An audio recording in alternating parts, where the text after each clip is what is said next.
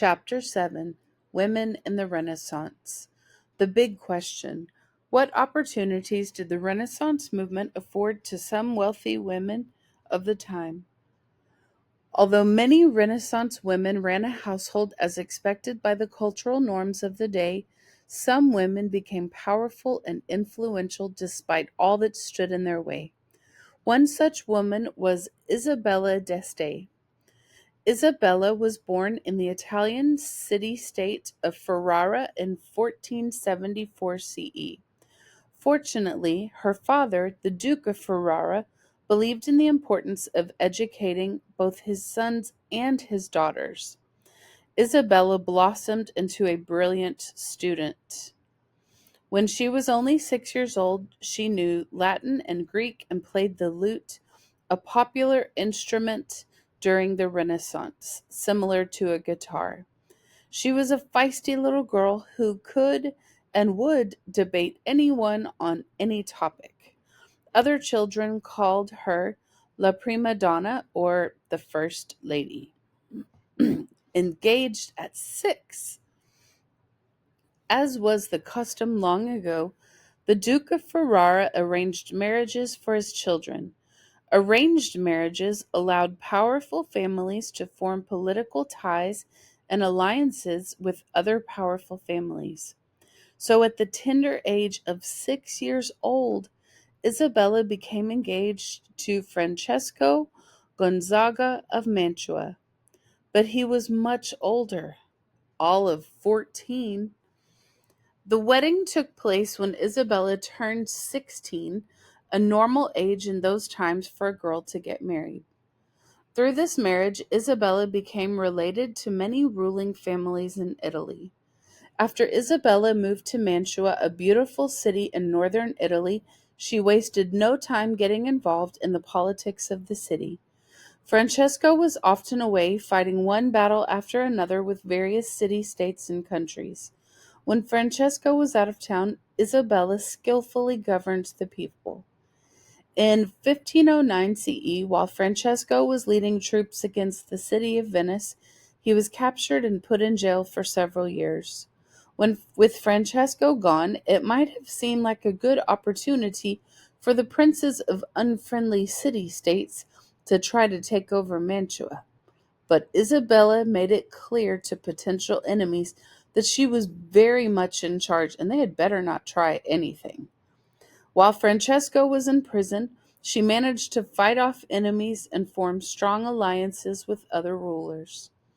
Once released from jail, Isabella's husband left to fight more battles. He fought against the French for a few years and died in 1519 CE. After that, Isabella led Mantua on her own.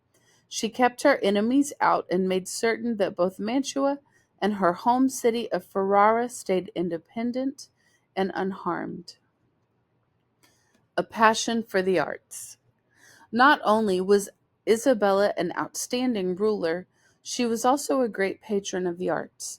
She collected antiques, rare books, and all types of artwork. Tucked away in the castle of St. George in Mantua, Isabella built a special room. She called it her grotta, which means cave. This treasure chamber contained the works of many of the great artists of the day. Gorgeous paintings hung on the walls of the grotta. In beautifully carved wooden cabinets, she kept ancient coins and medals, precious jewels and gemstones. Sculptors, writers, and painters visited Isabella's home often. She employed many of them. In fact, for many years she tried to persuade the great Leonardo da Vinci to paint her portrait. All she could get him to do was a drawing. At one point, he made the excuse that he was too busy working out geometry problems to stop and paint. Finally, Isabella paid another great Renaissance artist, Titian, to capture her likeness on canvas. Titian did too precise of a job. His portrait accurately portrayed Isabella, who was 60 years old at the time. When she looked at the picture, Isabella became furious and demanded that he repaint it. On his second try, Titian wisely made Isabella look a good 20 years younger. Isabella didn't forget her fellow women either. She started a school where young girls could learn Greek, Latin, the arts, philosophy, and literature. Isabella was an unusual woman for her time. She is justly remembered as the First Lady of the Renaissance. Noble women. Renaissance women inspired writers to create poetry, sculptors to fashion statues, and artists to paint beautiful portraits. However, the sculptor's chisel and the painter's brush were mostly kept out of the hands of women.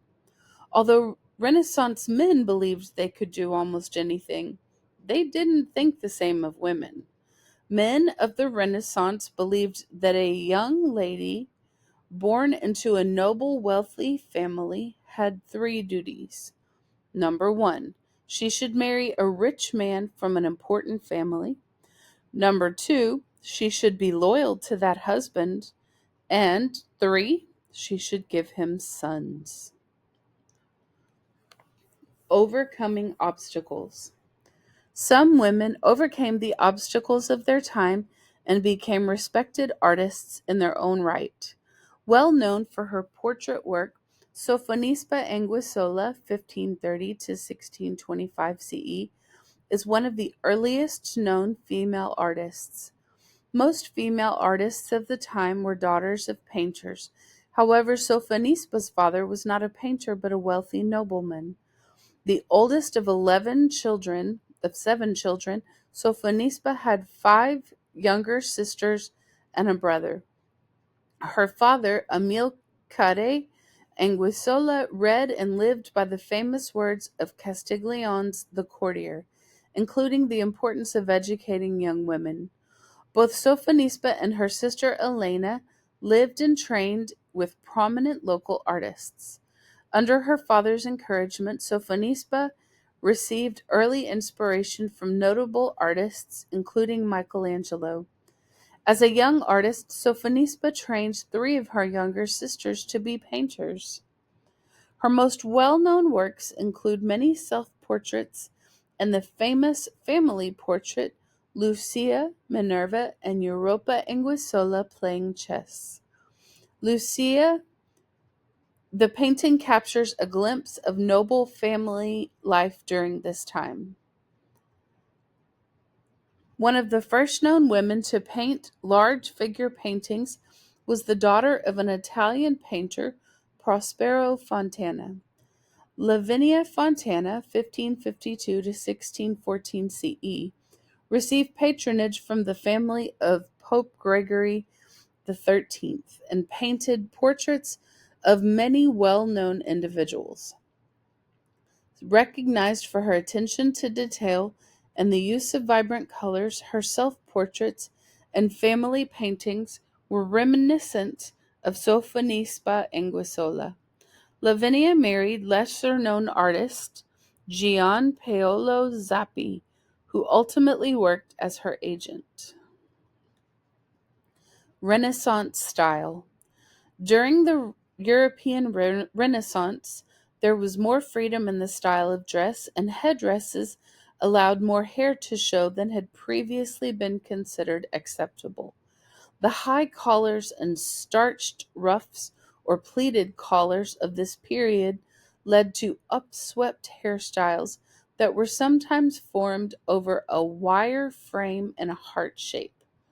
In England, a variety of beards, mustaches, and hairstyles for men became popular during the reign of Henry VIII. The popularity of Queen Elizabeth I inspired her subjects to wear red wigs or dye their hair red and shave their hairlines to give the appearance of a high forehead like hers. Toward the end of the 1500s, a red blonde hair color was popularized in paintings by Italian artist Titian. To achieve the color, Venetian women applied mixtures of alum, sulfur, soda, and rhubarb to their hair and sat in the sun to let it dry. A new custom in Renaissance France was to grind flowers into a powder and apply the mixture to hair. Blonde hair was considered especially stylish for women. Women often bleached their hair to make it blonde. Wigs or fake locks of hair made from yellow or white silk were also common. Clothing was an important status symbol during the Renaissance. The wealthy people dressed in fancy clothing. A wealthy person would have a variety of clothes made from fine materials, furs, and silks. Peasants, on the other hand, typically had only one or two sets of clothes. Wealthy men wore colorful tights or stockings with a shirt and tight fitting coat called a doublet. They also often wore hats. Wealthy women wore long dresses with high waists and puffy sleeves and shoulders.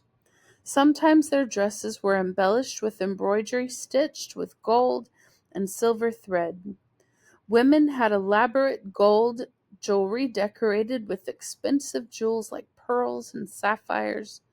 In some areas, laws that had been in effect since the early 1300s prevented the lower class from wearing nice clothes. In England, there were there were many laws that specified who could wear what types of clothes. Only certain social classes could wear clothes of specific colors and materials. In some areas, only nobles were allowed to wear fur. Marriages to keep the peace. During the Renaissance, in an upper class family, most marriages were arranged by parents, usually while the children were still young. Therefore, men and women did not usually date each other, fall in love, and then get married. Fathers preferred that their daughters marry rich and powerful men from other cities, states, or countries. There was a good reason for this.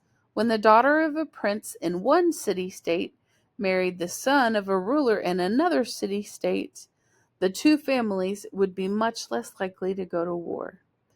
With a son, daughter, and grandchildren between them, the two rulers would have too much in common to fight each other.